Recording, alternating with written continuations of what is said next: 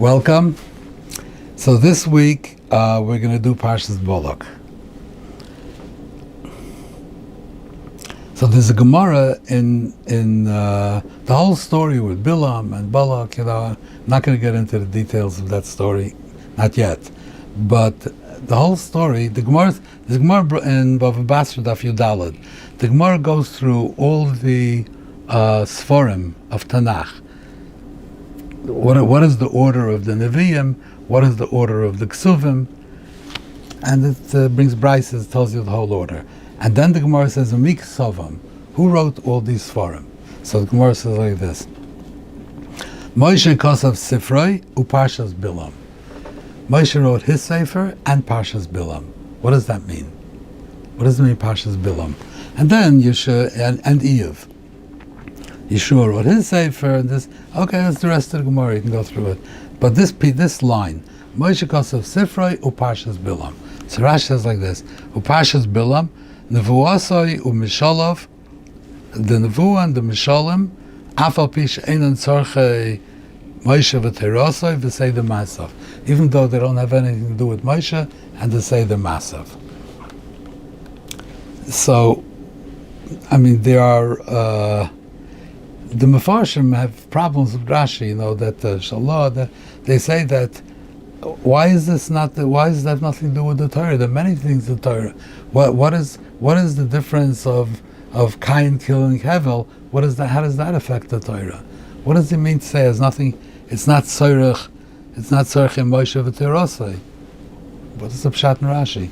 So other Mefarshim, the Ritva wants to say that not like Rashi, that there was another Sefer Bilaam, which is not in the Ma'al Chumash, and there was more elaborate and a lot of other things in there, and Moshe wrote that, and it was lost. We don't have it, which is, it's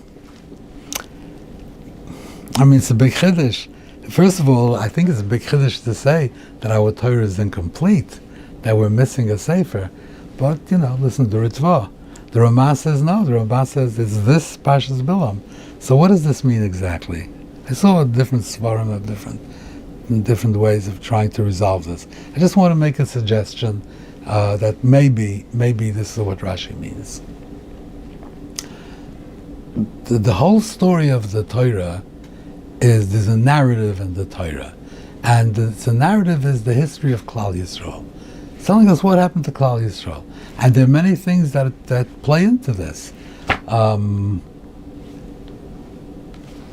and Chava. That's the history of Klal Yisrael starts with Adam and Chava, and starts with everything that happened. All the things, all of them lead into the history of Klal Yisrael. And there's genealogies. So the genealogies, who are the children of Esav, who are the children of Yaakov. I don't know about genealogies, but as far as stories that happened, everything somehow is part of the overall history of Klal Yisrael. But what if the Torah would tell you a parsha of what happened in China during the time that they were in the Midbar?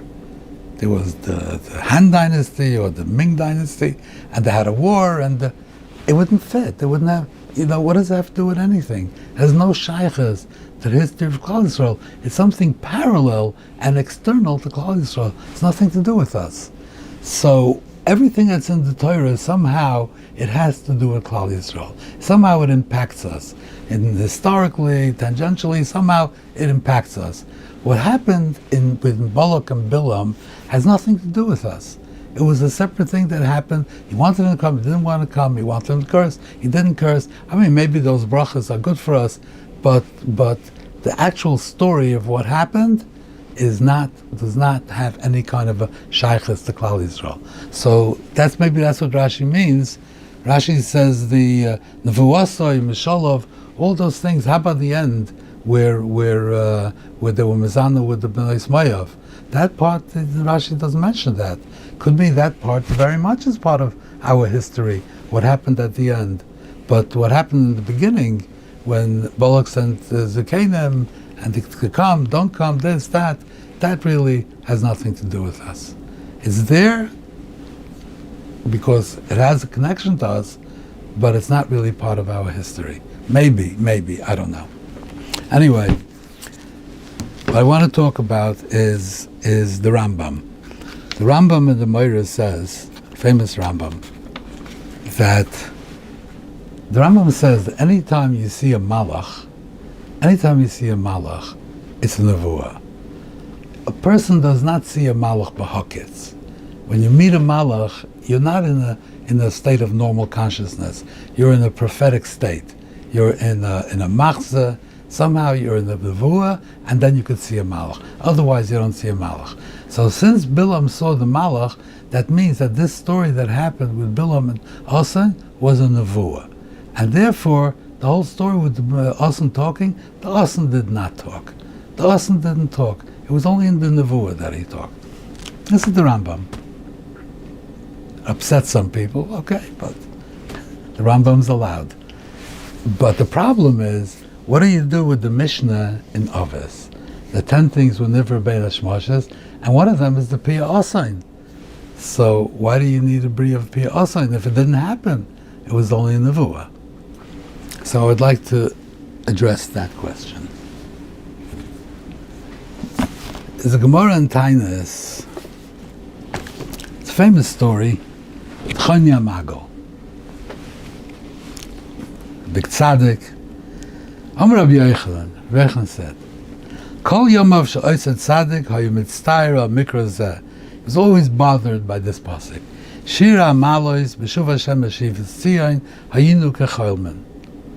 Amar, he said, Mi iked denayim shivim shnim b'chalma. How could a person have a cholam for 70 years? How could it be a cholam for 70 years?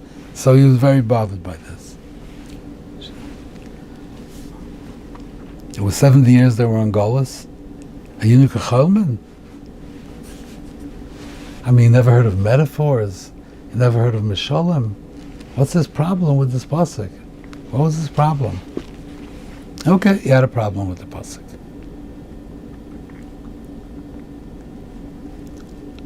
Yom Echad Avazal Be'urcha, and then tells the whole story, and then Benim Shiv Mishnin, and then he fell asleep, and he was asleep for 70 years. Chonya Mago was asleep for 70 years.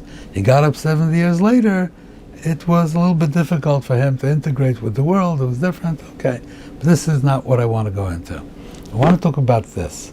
He slept for 70 years. And what was his problem? What was his problem with that pasuk? So, there's a Gemara in Brachas. Gemara in Brachas says like this.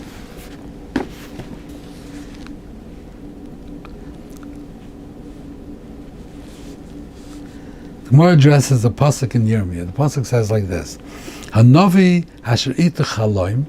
A navi has a chalam. Yisaper chaloim. Tell a chalam. Vasher dvari ita iti. If he has a nevuah from me, yidaber dvari emes. Ma'alet heaven is abar.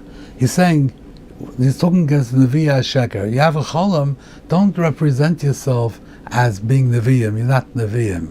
If you have a Nevuah, the very emes, then you could. Otherwise, you shouldn't represent yourself as Nevi'im. Manya Baritzel Teven. So, Rabbi Yochanan, Ef Shel Bar B'Loi Teven. Every cholam has to have an Advarim B'Teilim. So, if you have a cholam, then don't think that you had a nevuah. That's what the Gemara is saying over here. Don't think you had a nevuah. A nevuah does not have dvarim b'teilim. So if you have a cholam, every cholam has dvarim b'teilim, it cannot be a nevuah. So don't say it's not a nevuah. Say you had a cholam. That's it. So, let's say like this. Chonya Mago had a problem. How did he sleep 70 years? And then he slept for 70 years. His 70-year sleep, was it natural or supernatural? Was it a nest? If you say that those 70 years were a nest, so how did that answer his question? He asked the question, what are you saying? How could you sleep 70 years? Teretz is, Al Pines, you could sleep 70 years. Al Pines, you could do anything. How does that resolve his question? So obviously, It was not a nest. It was a natural thing that he slept for 70 years. What's the pshat? Because we know that bears hibernate. A bear can go to sleep and sleep through the whole winter, sleep for 4 months or 5 months. I don't know how much he sleeps. Depends on so how does that work? Because his metabolism slows up, and therefore he's able to live for a long time without eating, without drinking, just because the metabolism is very, very low and keeps him alive. So when Chayni's problem was that how could you say people sleep for 70 years? Of course we know they are metaphors, but we see from the pasuk in Yirmiyah, we see that Cholam, a nevuah, cannot have teven. A nevuah cannot have dvarim b'telim in it. So even if you use dvarim b'telim as a metaphor, it cannot have a place in the nevuah. So if it's not possible for a person to sleep for 70 years, this is a nevuah. The whole Tillim was said in nevuah, Baruch HaKodesh. But certainly when he's saying what's going to happen in the Golus Bavel, David is writing this. It's a nevuah la'ased. So he's saying a nevuah. If it's a nevuah, it can't have dvarim b'telim in it. To say that to give a mashal that it was if we were sleeping for 70 years, that could be in the cholam. It cannot be in the nevuah. That was his problem. Even as a metaphor, you can't introduce dvarim b'telim into a nevuah. So he was shown that it's possible for a person that you could lower the metabolism so low, almost to the point of death, almost to the point where it's not working, to a very, very extremely slow metabolism, and therefore a person is able to live for 70 years. So it's possible for a person to sleep for 70 years. It's possible. If it's possible, then it can be used as a metaphor in a nevuah. That's what we're saying. So the story with the Asain, the Asain spoke. It's in the nevuah. It didn't happen. But if such a thing was dvarim b'telim, then it couldn't be used as a metaphor. You would not have a nevuah that says, the tree spoke to me. Trees don't speak. That's dvarim b'telim. You can't have that.